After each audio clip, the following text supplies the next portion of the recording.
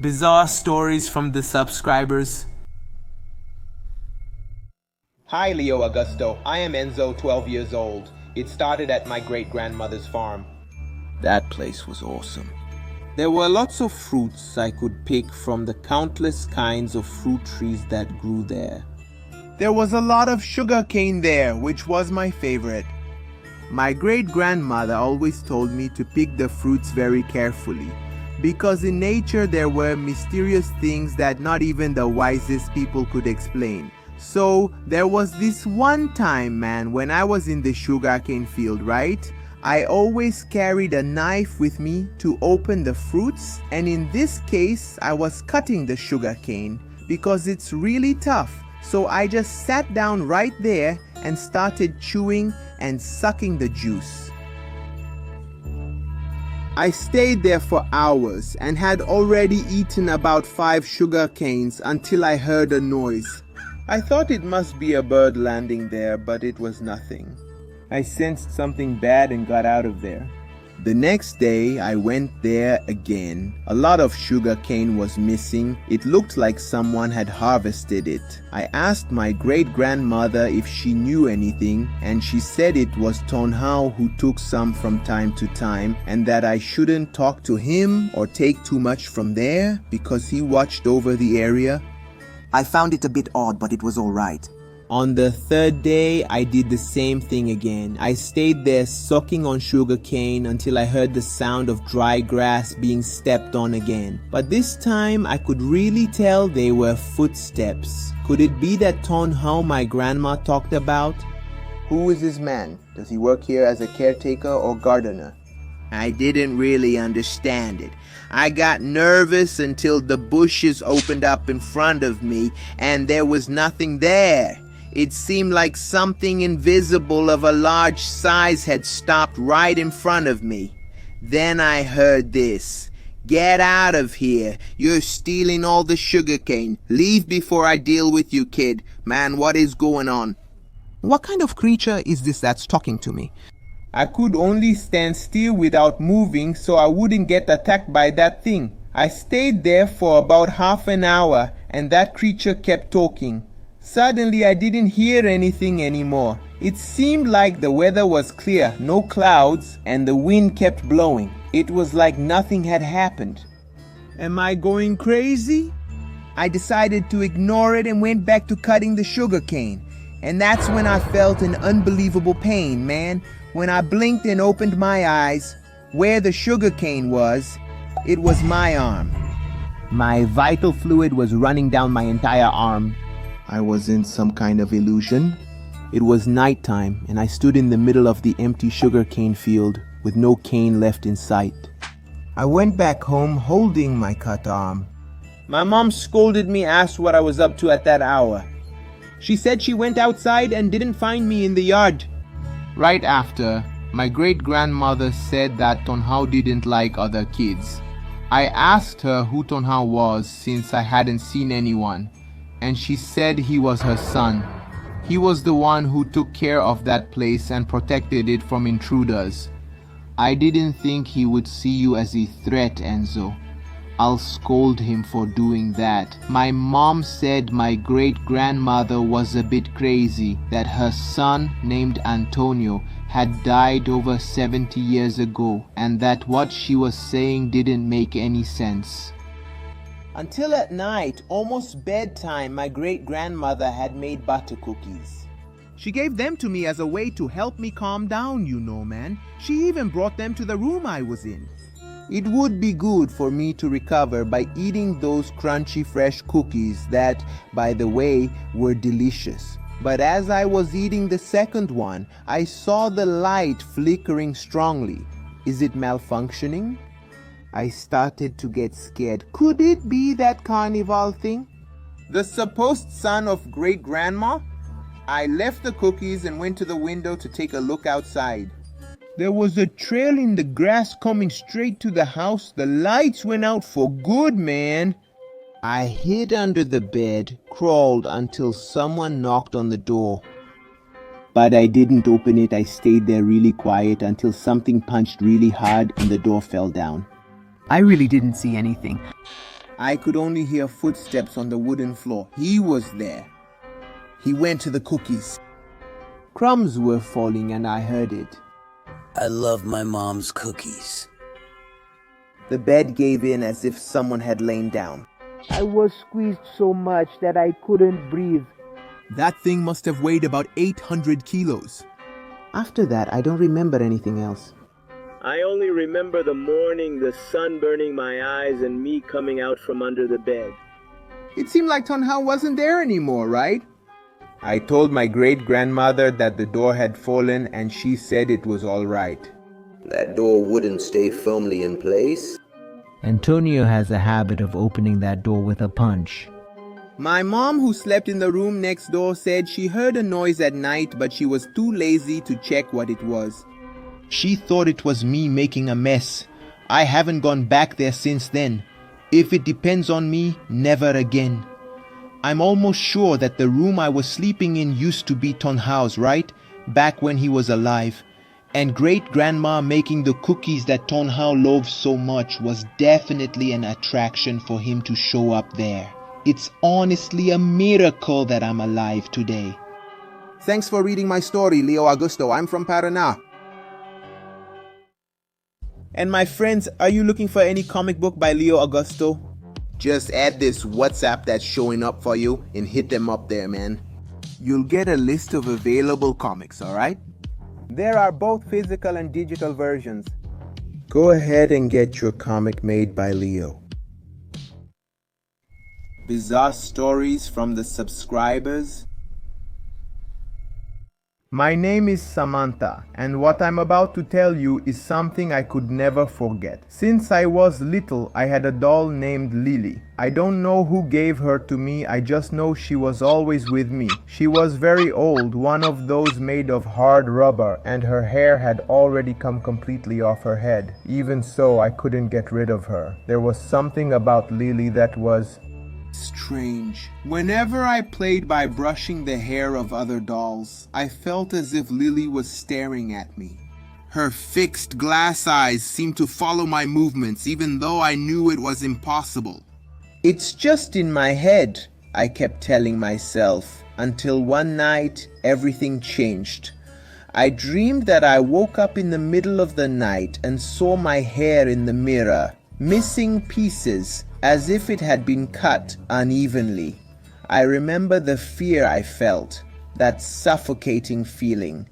When I really woke up, I went straight to the mirror, still trying to convince myself it was just a dream. But it wasn't! My hair really was shorter. It looked like it had been trimmed with scissors. At breakfast, my mom noticed. Samanta, why did you cut your hair? I explained everything.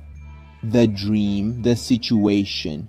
But she just looked at me with that skeptical mom expression, thinking I was making up stories. The next night, I went to bed with the feeling that something was wrong. But I tried to convince myself it was just in my head. That's when I had a nightmare, even more vivid.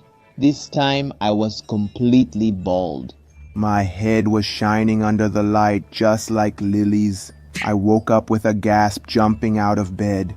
The clock showed 5 in the morning. Something was really wrong. I never woke up at that time.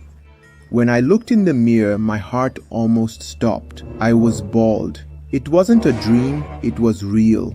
My head was completely smooth, not a single strand of hair. I screamed so loud that my mom came into my room in seconds. Before she could even ask what had happened, I pointed to the shelf where Lili was. Something about her had changed.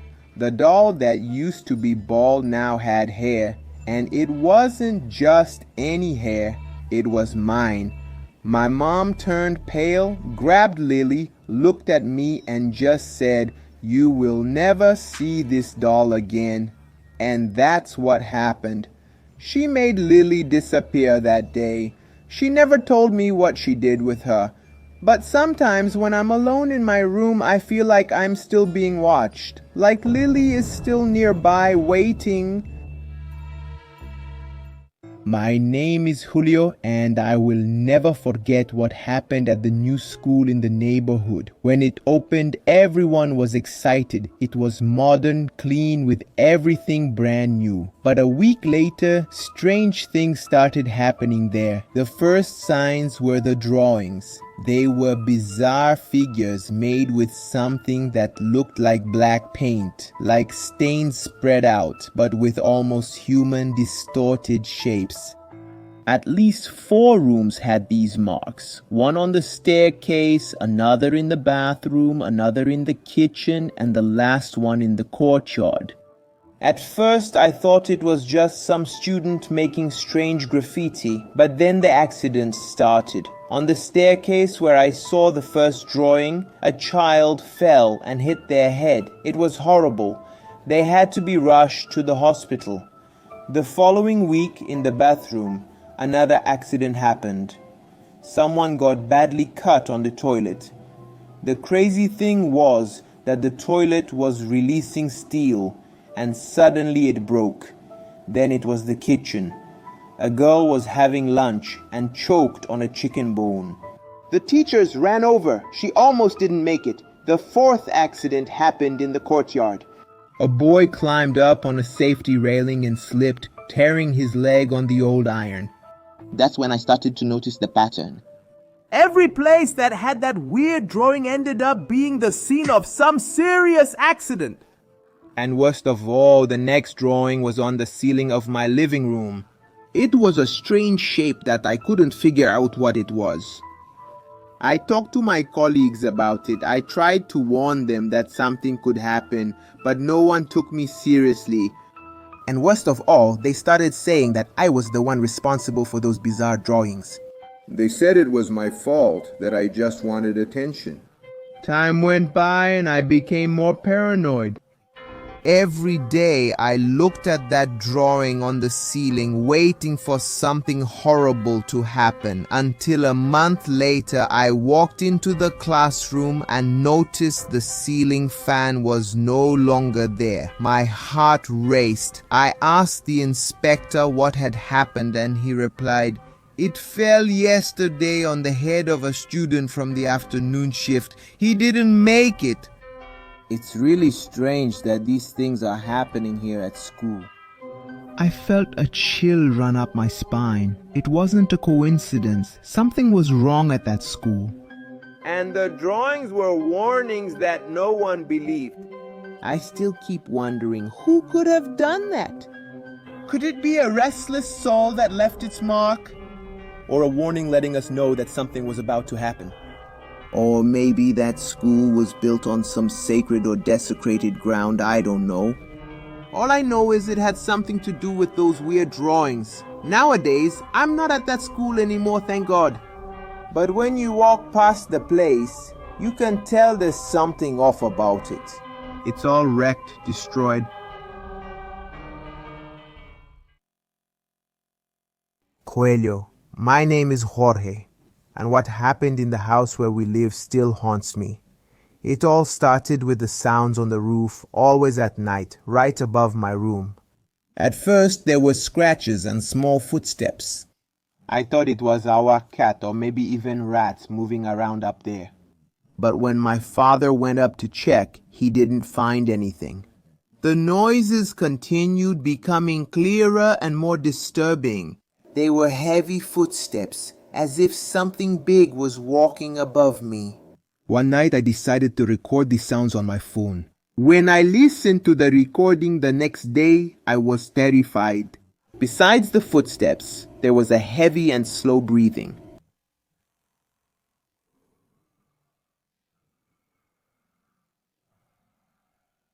I showed it to my dad, who got serious and promised to check the roof again. But before that, something very strange happened. Our cat Tito disappeared. He was the kind that always came back home, but that week he just vanished. We looked everywhere, but with no luck, right? In the early morning, before my dad went up on the roof for the second time, I was awake listening to the sounds as usual. When something made me freeze, I looked out the window and saw a shadow crossing the sky. It was as if it had left the roof of my house and gone far away. I was paralyzed. I couldn't believe what I was seeing. Was it the vulture that was there or something like that? I remember falling asleep and waking up to a loud noise. The noise came back, heavy footsteps directly above me. The wooden ceiling seemed to give way under the weight of the thing. That seemed to be something from another world. The next morning, my father climbed up to the roof again, this time carrying a flashlight. When he came down, he was as pale as a ghost.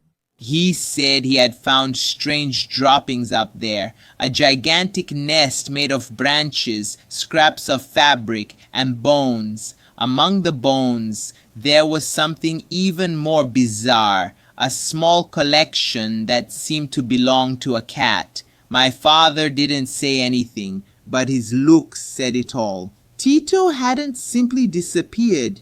He was probably eaten. He also found a side opening in the roof, as if something big had dug there to get in. That's not an ordinary bird, my son. It seems like a hellish creature just sprang up here. That night my father decided we were going to move. He didn't want to explain much, but he made it clear that it wasn't safe for us to stay there. Since then, I never witnessed that bizarre thing again. Sometimes I feel like something is watching me, and on quiet nights I swear I hear footsteps above my head, but I guess it's just my imagination, right? This is the story of Nyanya Mo. I think that's how you say her name. Hey Leo, how's it going? I enjoy your stories. I'll share my childhood story. If you use it, please add hair or address to my character so I'm not anonymous. Thanks. Is this good? When I was little, about 6 years old, I used to sleep in a room by myself. There was a creepy wardrobe from the 80s and a window that showed the front of my house. My room was close to the living room, in other words, near the door. Every night I looked at the window and saw the branches of the tree. But the tree had a lot of leaves. I could barely see the branches. Sometimes at night I would wake up and cry at my parents' bedroom door for no reason. Huh? You said you were 6 years old, right? You must have been scared. 6 years old, sleeping alone in a room with branches there and leaves hitting the middle of the window. Are you crazy? But anyway, I just remember waking up and being in a fetal position, with red eyes. I used to hear loud noises from the living room at night, from my toys left on the floor. Hold on, your toys made strange noises. Is that it?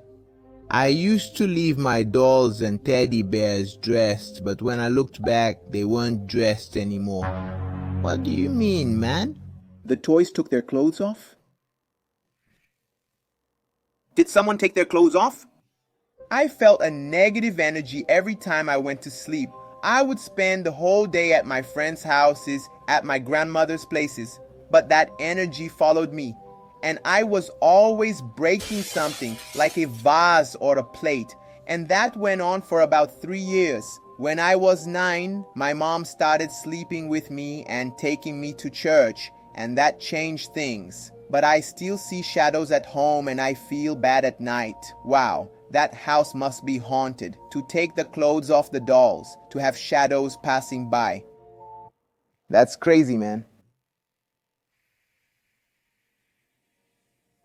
How can something like that happen, man? You dress the doll and then it's without clothes. How?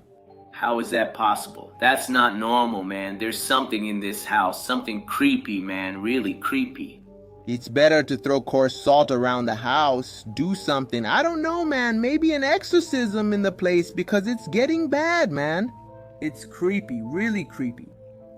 Be careful there, okay?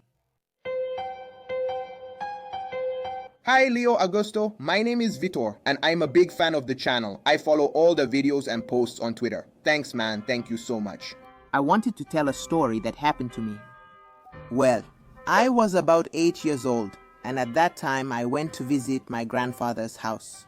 During the whole trip, I felt sick, really wanted to throw up, but luckily I held on until I got to his house. When we got there, we went to sleep.